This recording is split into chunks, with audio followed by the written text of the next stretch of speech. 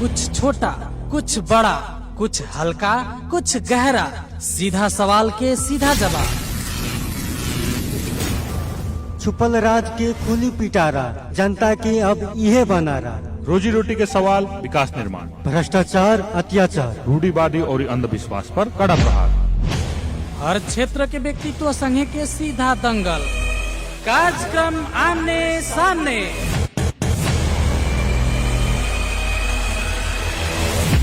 साता के 7 दिन सुबह 7:30 बजे से 8 बजे तक। कार्यक्रम आमने सामने। कार्यक्रम आमने सामने।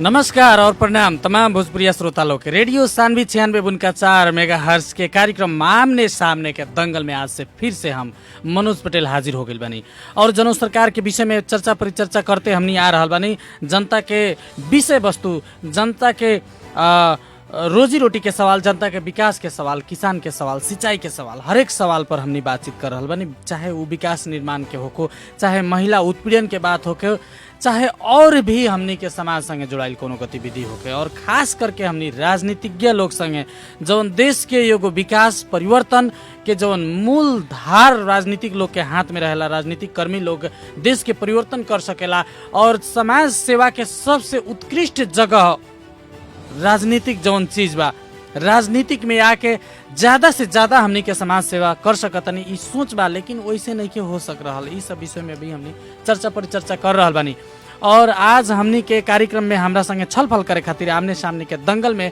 हमनी के स्टूडियो के प्रत्यक्ष स्टूडियो में हमनी के आ चुकल बानी जनता समाजवादी पार्टी के युवा नेता, तत्कालीन संघीय समाजवादी पार्टी के फोरम के केंद्रीय सदस्य रह चुकल फिरोज मंसूर जी। और वहाँ के राजनीतिक जौन बा संघर्ष बा बहुत लम्बा बा। वहाँ कम समय में ही एकदम बचपन से ही राजनीतिक में वहाँ लागल बानी, विद्यार्थी काल से राजनीतिक में वहाँ बानी और मधेश आंदोलन के शुरुआती दिन से वहाँ मधेश आंदोलन में बानी। तब मधेश के का मिलल, वो आंदोलन में का नारा रहे, अभी तक ले मधेश कहाँ बा, ई विषय में भी हम मंसूर जी से बातचीत करें। सबसे पहले उनकरा के हमनी के कार्यक्रम में हम स्वागत करें।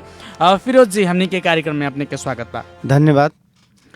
फिरोज जी, मधेश आंदोलन में अपने लोग शुरू से जुड़ल बानी, हम और विषय वस्तु पर भी आएम, लेकिन सबसे पहले हम ये अपने से पूछें, मधेश आंदोलन और मधेश मुक्ति के सपना और मधेसी शहीद लोग के सपना, शहादत से जौन अपने लोग के सरकार मिलल बा, ओ पर सरकार खड़ा उतरे नहीं खे सक रहल कह के अपने लोग पर आरोप बा। ये आरोप के अपने कैसे खंडन करें? जैसे कि मधेश आंदोलन के उपलब्धि के बात बा तो सबसे बड़ा उपलब्धि ई देश एकीकृत शासन व्यवस्था में रहे। पहले आज के परिस्थिति बा मधेश आंदोलन के सबसे बड़ा उपलब्धि के रूप में संघीयता बा कि जौन अपने के सामने बा, ई देश में 7 गो प्रदेश भइल बा। ई देश संघीय प्रणाली में हमनी के जौन वो बेरा के तत्कालीन मधेसी जन अधिकार फोरम के एके गो ई समझलक कि आज जौन मधेसी जनजाति, दलित, मुस्लिम, महिला आई मधेश के जौन भूभाग के विकास ना होखे के कारण बा कि ई एकीकृत शासन सत्ता से देश ग्रसित बा।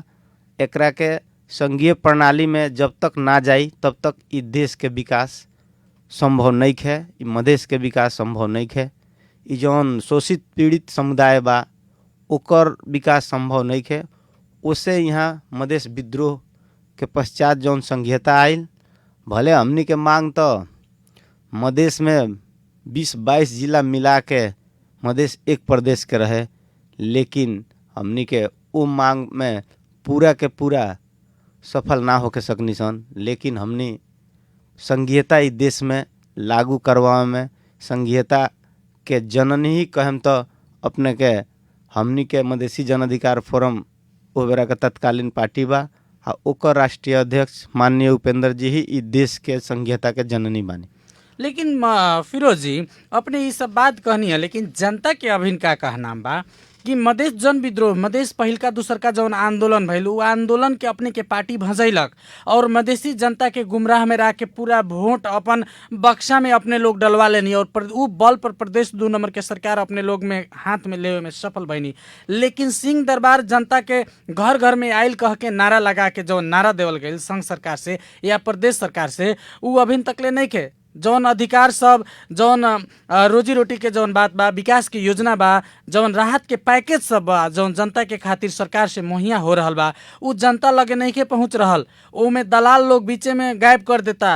अत्याचार, भ्रष्टाचार, शांति सुरक्षा से लेके हर एक चीज के सूचांक प्रदेश नंबर 2 में पीछे बा। चाहे वो स्वास्थ्य के होको, चाहे वो शांति सुरक्षा के होको, चाहे रोजी रोटी के बेरोजगारी के होको, चाहे शिक्षा स्वास्थ्य के होको, हर एक में अपने लोग पीछे बानी।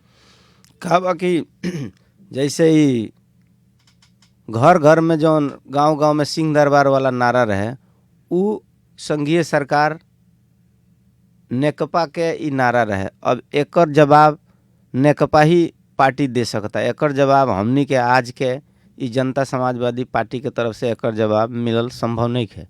अब रह गई हमनी के प्रदेश के सरकार बा। प्रदेश में मधेश में आंदोलन भइल ओकर उपलब्धि स्वरूप जनता हमनी के साथ में बाटे। जनता हमनी के मत दलबा और जनता हमनी के साथ में रही। तो हमनी के कहा बा कि अब अपने के जहाँ तकले शांति सुरक्षा के बात कहनी हो तो शांति सुरक्षा के ये संविधान के हिसाब से ओकर पूरा जिम्मेवारी प्रहरी प्रशासन में बा। प्रहरी प्रशासन के कंट्रोल संघीय सरकार से बा, गृह मंत्रालय से बा, रक्षा मंत्रालय से बा। ओकरा के हमनी के प्रदेश के सरकार ही बा।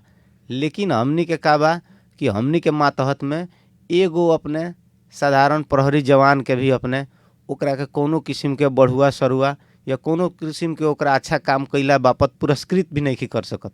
तो हमनी के का बा प्रदेश सरकार में कोनो किस्म के हमनी के प्रहरी प्रशासन शांति सुरक्षा से जुड़ल संविधान में अधिकार बा कि प्रदेश ही करी। लेकिन यहाँ के जौन मानसिकता गलत मानसिकता के जौन एगो पहचान विरोधी मानसिकता जौन बा संघीय सरकार के ओकरा तहत उ सारा शक्ति अभी अपने पास में रखले बा। लेकिन कानून तो बन गई बा अपने लोग के, अब जल्दी होके वाला बा कह के आवत बात। 1 हफ्ता के अल्टीमेटम भी अपने के सरकार दिले रहे, वो 1 हफ्ता बीत गई। देखिए अब सरकार हमनी के एक पक्ष मांगे के बात बा लेकिन ओने से कोनो किस्म के संघीय सरकार से आइल नहीं है। अब एगो पारित का भइल बा कि जौन अनुसंधान प्रहरी के एन रहे उ पारित हो गई बा। ओकरा अलावा अभिन जौन जनपद प्रहरी, सशस्त्र प्रहरी ये सब के एन सब प्रक्रिया में बा, बाकी ही बा। लेकिन हमनी के शांति सुरक्षा के प्रहरी के प्रशासन के कोनो अधिकार ना भइला से शांति सुरक्षा तो हमनी के ही मातहत होके के चाहिए प्रदेश के या संविधान के ही भी व्याख्या यही करता। लेकिन संघीय सरकार के ही हस्तक्षेप के वजह से अभी हमनी के में शांति सुरक्षा में प्रदेश सरकार कुछ नहीं कर। फिरोज जी अपने ही संकेत करतनी कि शांति सुरक्षा के जौन अवस्था बा एकर जिम्मेवारी संघीय सरकार के लेवे के पड़ी, काहे कि प्रदेश सरकार लगे अपन शासन प्रशासन नहीं है।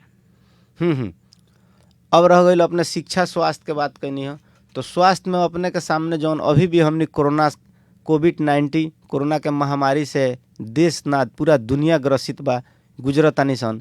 हमनी के कुछ समय पहले ये हमनी के जिला परसा बीरगंज बहुत बड़ा एगो हॉट स्पॉट के रूप में रहे, जौना के अपने के हमनी के प्रदेश सरकार पूरा 8 जिला में यहाँ तक कि बीरगंज में भी ओकर PCR टेस्ट हो सकता कि का हो सकता, राहत हो सकता पब्लिक खातिर, जनता खातिर, इस सारा चीज़ कैलक।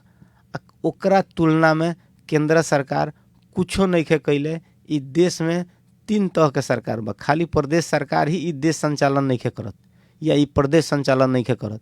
तो 3 तरह के सरकार बा। हमनी के भी जनता खातिर अपने के जानकारी होके के चाही मनोज जी की यहाँ के जौन बजट के अवस्था बा प्रदेश के ई कोनो नाम मात्रा के बा। ओकरा बाद में संघ सरकार से कोनो किस्म के यहाँ ओ किस्म के सहयोग ना भइल। स्पेशल राहत पैकेज, हाँ स्पेशल ना ही हुआ। यहाँ नारायणी हॉस्पिटल बा, उप क्षेत्रीय बा, ओकरा पर भी संघ सरकार के कोनो किस्म के ध्यान नहीं है। अब प्रदेश सरकार के बजट से जितना भी पहुँचे वाला चीज़ बा ओमे प्रदेश सरकार कैलक आ करता, अभी भी तैयार बा। आज ओकरे नतीजा हो कि जौन हमनी के सबसे हॉट स्पॉट के रूप में परसा रहे, बीरगंज रहे, ओकरा बाद में हमनी के पास पड़ोस के भी जिला 12 रौतहट तक जौन एगो आंकड़ा में देखावे स्वास्थ्य मंत्रालय के डाटा में, आज उ चीज़ अपने के काठमांडू में जाके फिरोज जी विज्ञ लोग के अपने के हम रोकत नहीं। फिरोज जी विज्ञ लोग के का कहा बा कि अभिन भी बीरगंज हॉट स्पॉट बा, एकदम बहुत ही संकट में बा बीरगंज। टेस्ट के दायरा जौन बा घट गईल बा, टेस्ट के दायरा घटते मात्र संक्रमित आवे के भी क्रम घटल बा। कह के विज्ञ लोग के का नाम बा, डेली बेसिस से 100 लोग के टेस्ट होता, 100 लोग के टेस्ट होता तो 25 लोग के से लेके 15 से लेके 35-37 तक ले रोज आवता। हमनी समाचार पढ़ता नहीं तो कहीं ना कहीं बीरगंज भी कोरोना के अभी भी हॉट स्पॉट बा, लेकिन प्रदेश सरकार एमे सीरियस कितना गंभीर बा। प्रदेश सरकार तो अपना तरफ से पूरा कोशिश करता है, प्रदेश सरकार एकदम लागल बा, लेकिन अब प्रदेश सरकार के ही खाली दोष दे के ये प्रदेश सरकार के साधन स्रोत से ब्याह वाला तक प्रदेश सरकार करता। अब ई का वजह संघीय सरकार भी एकरा प्रति ईमानदारीता ना दिखाई।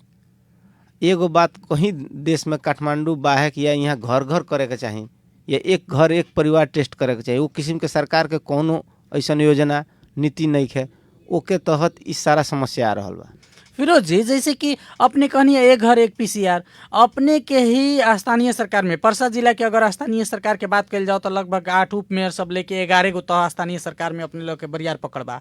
बीरगंज महानगर पालिका लगायत बीरगंज महानगर पालिका में अपने के पार्टी के मेयर बा, लेकिन एक घर पीसीआर बीरगंज महानगर पालिका नारा ले आइल। एकरा बाद में व्यापारी लोग से विभिन्न संघ संस्था सबसे मोटा रकम के चंदा भी उठल, लेकिन एक घर एक पीसीआर कार्यक्रम आगे बढ़े ना सकल, खाली उद्घाटन में सीमित रहल। फिरोज जी एकर नैतिक जिम्मेवारी भी अपने के पार्टी के भी लेवे के पड़ी और अपने के पार्टी के नेता लोग के भी लेवे के ना पड़ी।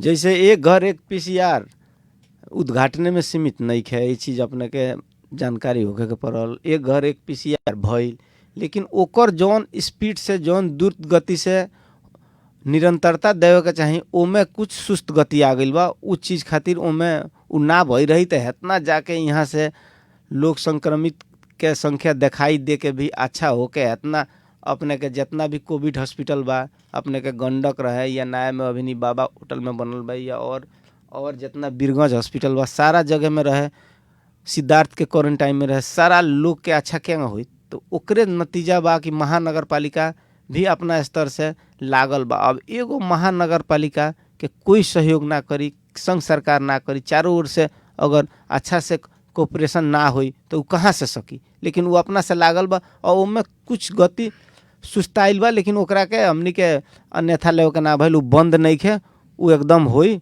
और सुस्त गति बाटे, ओकरा खातिर कोनो बात नहीं है, वो शुरू होई।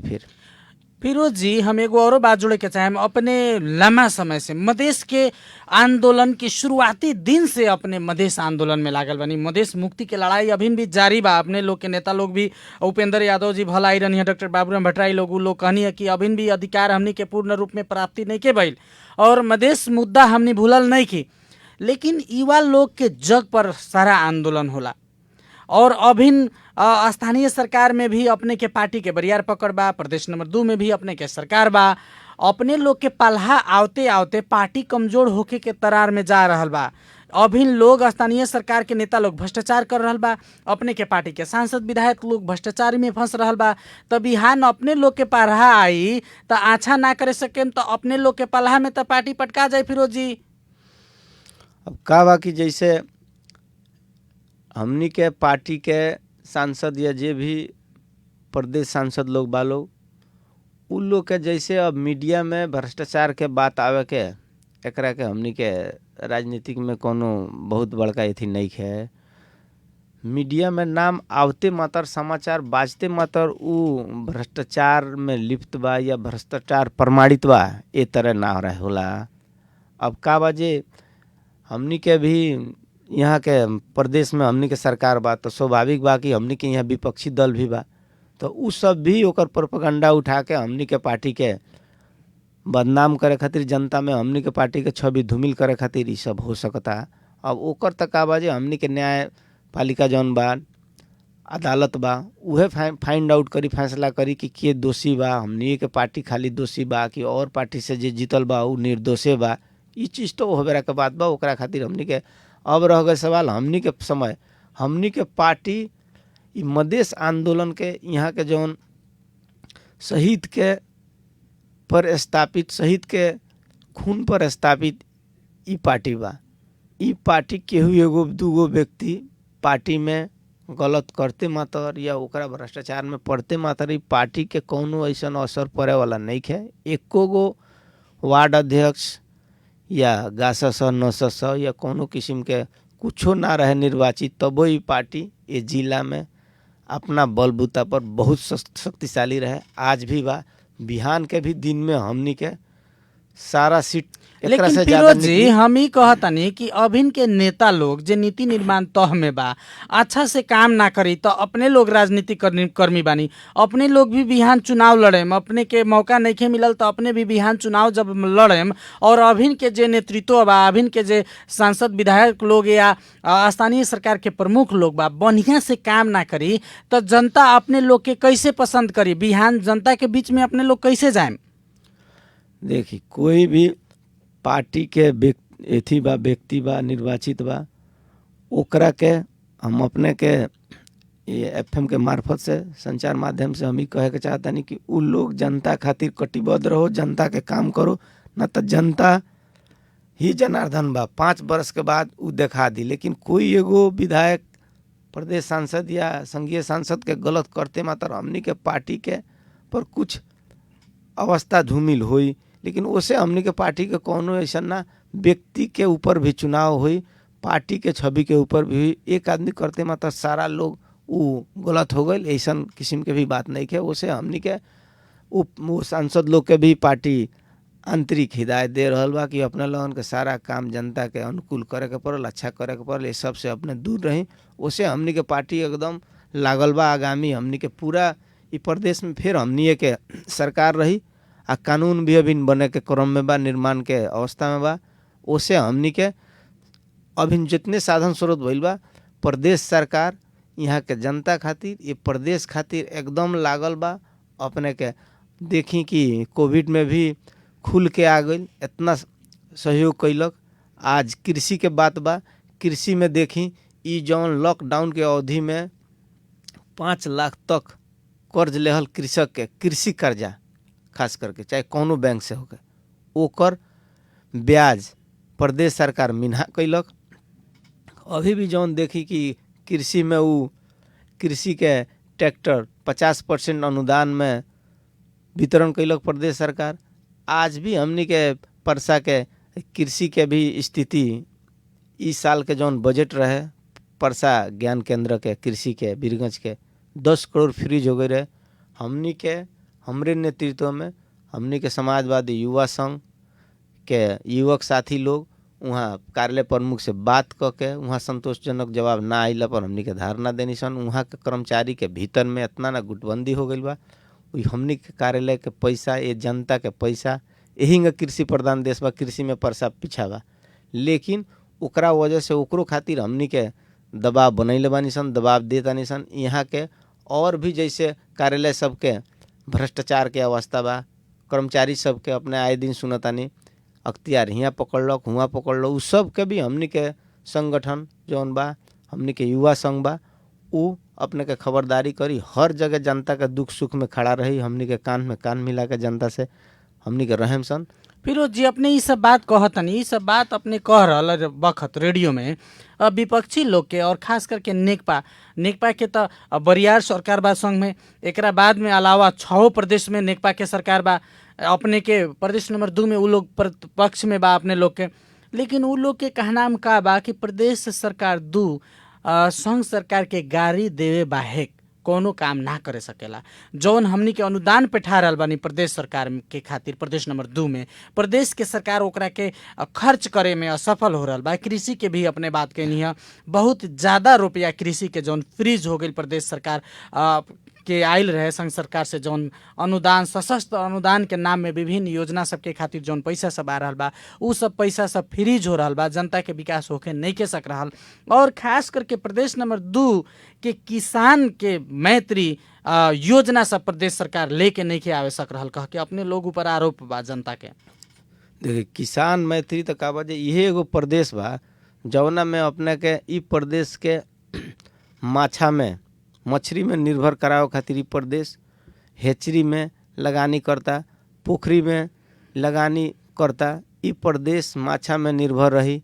ओकरा बाद में अपने के ई प्रदेश अनेकों बीच में भी अपने के बकरा पालन, कुखरा फार्म के, मुर्गा के फार्म खातिर, ओकरा बाद में कृषि खातिर भी प्रदेश सरकार से और प्रदेश सरकार का साधन स्रोत जितना भी बा ओमे उ करता। अब संघ सरकार के बाद का बजे एक तो अनुदान रकम या रकम सबसे विभेद करके बैठावे के बा, ओहू में लेट करके बैठावे के बा। और उमें का बा कि अपने देखी कि मुख्यमंत्री कार्यालय के मुख्य सचिव, मंत्रालय के सचिव 2 महीना 3 महीना में परिवर्तन करता कि तौना से का बजे एगो स्टेबल यहाँ गवर्नमेंट माने ब्यूरोक्रेट में ना होके, कर्मचारी संयंत्र में ना होके, आ ओकरा वजह से यहाँ के कोनो काम ना होके सके। आज बदनामी हमनी के सर काहे कि यहाँ हमनी के सरकार बा, लेकिन कहाँ मिलता फिरोज जी? तो जैसे कि कृषक लोग के सिंचाई नहीं के मिलत, समय में खाद भी नहीं के मिलत, जवन दुख सुख से लोग उपजाऊ कर लेता, तरा तीना तरकारी जवन बा चाहे धान गेहूँ जवन भी अपन उपजाऊ बा उपजाऊ कर लेता लोग, ओकरा के खातिर बाजार भी व्यवस्थापन नहीं के, बाजार तकले भी कृषक लोग पहुँचे नहीं के सक रहल। और बिचौलिया लोग भी उ लोग के मेहनत के लूट लेता, एगो व्यवस्थापन सही नहीं के प्रदेश के तरफ से। अब जैसे देखिए अभी तक यहाँ का बा कि धान के सरकारी स्तर पर मूल्य निर्धारण ना रहो, लेकिन ई 2 नंबर प्रदेश सरकार धान के मूल्य निर्धारण कर दिलक। अपने के दूध विकास बोर्ड के भी नीति पारित हो गई, कृषि सहकारी नीति भी के भी प्रक्रिया में बा। तो उसे का बजे यहाँ अब रह गई खाद के जौन बात कहनी है, तो खाद में तो प्रदेश सरकार के मातहत के खाद वाला बातें सारा संघीय सरकार अपना हाथ में रख ले बा। अच्छा यहाँ का बा जे विभेद बा, मदेश में खाद जौन आवता यही भंसार से है, लेकिन मदेश में कम संख्या में कम अपने के आयतन में भेजता, लेकिन वह अपने के पहाड़ में ज़्यादा से ज़्यादा, जबकि समतल जमीन कृषि योग्य जमीन सब तराई में बा, मदेश में बा, लेकिन सारा खाद उन्हें चल जाता। आ यहाँ जौन बा तो हमनी के जी वो लोग कहेला खास संस्थान में के लोग मध्य प्रदेश के और खास करके सीमा के लोग संस्थान के खाद ना लेवेला, ना किने लोग वही पार से ले आ लेवेला। तो खास हमनी लगे मान लेनी जौन मौजूदात बा तो कहीं जरूरी बा तो कहीं तो भेजे के तो पड़ी। देखी खाद यहाँ के जौन बा अब किरवा हमनी के भी संगठन के लोग और कृषि सहकारी संघ जौन यहाँ संघ संस्था सब बा उ सब भी अब किर अपने लोगन के न्यूज में आयल है कि जौन सरकारी रेट बा वो में सब जगह प्रयास भइल ख कि जनता के असुविधा ना होखो मिलो। अब रह गई अपने कहनी है कि इंडिया से लिया के। अब यहाँ के जौन खाद के क्वांटिटी बा, खाद के जितना बा उ ना पहुँचे सकी तो ओकर उपाय किसान जौन बा तो उ का करी, खेती के तो ओकरा बाँझो ना रखे के होई, उ खेती तो ना बंजर बनावे के होई, तो कहीं ना कहीं से तो उ इस सरकार जब दे ही ना सकी संघीय सरकार तो कहीं ना कहीं से तो आपूर्ति करी। ओकरा के सरकार से हम आग्रह करम संघीय सरकार कि यहाँ जितना आवश्यकता बा वो मात्रा में सरकार एगो ओकरा के सहज वातावरण बनावे कि ताकि आवे वाला समय में कृषक के खाद मल जौन बा वो अच्छा से उपलब्ध होगा। जी फिरोज जी, हमनी कार्यक्रम के अंत और के आ गए बनी, बहुत अच्छा बहस भइल है। अंत में संक्षिप्त रूप में हमनी के जनता के बताई, खास करके परसा जिला के जनता के, कि परसा जिला के अपने के संगठन ने इतना बरियार बा स्थानीय तह से लेके चारों प्रदेश में, एक बाद में विधायक लोग भी अपने लोग के यहाँ बरियार उपस्थिति बा। अभिन अगला दिन में भी जनता के जौन जन भावना बा ओ पर अपनी के पार्टी कितना खरा उतरी और का विश्वास बा कि अगला दिन में भी अपने के अगला चुनाव में भी ऐसा पकड़ रही अपने के पार्टी के। देखिए का बाजे हमनी काल भी जब हमनी के एको गो लोग निर्वाचित ना रहे तो ये जनता के कान में कान मिला के जनता के दुख सुख में हमनी के पार्टी रहे। आज भी हमनी के पार्टी जनता के ही संग बा। हमने कोरोना महामारी कोविड-19 में भी हमनी के पूरा जनता के साथ में रहनी सन और हमनी के साथ में अपने के ई जौन शोषित पीड़ित समुदाय के एजेंडा बा, ई जौन मधेश विकसित नहीं है, ई देश के जनजाति के आदिवासी मधेसी महिला मुस्लिम दलित के जौन प्रति अन्याय भइल बा। आज भी देखतानी दलित के साथ में कितना अन्याय हो रहल बा। आखिर ई देश में, इस संविधान के भीतर उ दलित नहीं है, उ भी तो यही देश के नागरिक बा। ई दुधारू राजनीति, द्वैत चरित्र जौन ई सरकार राज्य देखावता, ओकरा साथ में जौन विभेद करता, तो ओसे का बा कि अपने के हमनी के ई जनता हमनी के साथ में बा। हमनी भी जनता के हरेक दुख सुख में रहम सन। आगामी एहू से अच्छा हमनी के पार्टी करी आ एकरा से भी ज़्यादा ई परसा जिला के कुछ जौन बाकियो बा 14 स्थानीय तह सारा चीज़ निर्वाचित होके जीत के आई जनता हमनी के साथ बा। यह कहत हम अपन खत्म कर दानी। धन्यवाद। जी जी जी, बहुत बहुत धन्यवाद फिरोज जी। और खास करके हमनी के तमाम भोजपुरी श्रोता लोग के भी धन्यवाद। अब इन रेडियो सानवी 96.4 मेगाहर्ट्ज के तरंग में कार्यक्रम आमने सामने के दंगल में आज हमनी के साथ में रहनी है फिरोज मंसूर जी, और वहाँ जनता समाजवादी पार्टी के युवा नेता बानी। उनकर छलफल से अपने जरूर एगो निष्कर्ष निकल हम अगला दिन में कैसे होई ओकर अपने मूल्यांकन करें। जनता जनार्दन होला कहल जाला। और अभी तक ले हमनी के कार्यक्रम सुन देनी है, बहुत बहुत धन्यवाद। और सत्येंद्र जी के भी सहयोग के खातिर बहुत बहुत धन्यवाद। और हिंदू धर्म के दशहरा के आज दूसरका दिन बाद तमाम हमनी के श्रोता लोग के दूसरका दिन के ही बहुत बहुत बधाई और शुभकामना देते हुए हम आज के कार्यक्रम आमने सामने के दंगल से विदा चाहतनी। बिहान फेन भेट होई। नमस्कार, प्रणाम, शुभ दिन।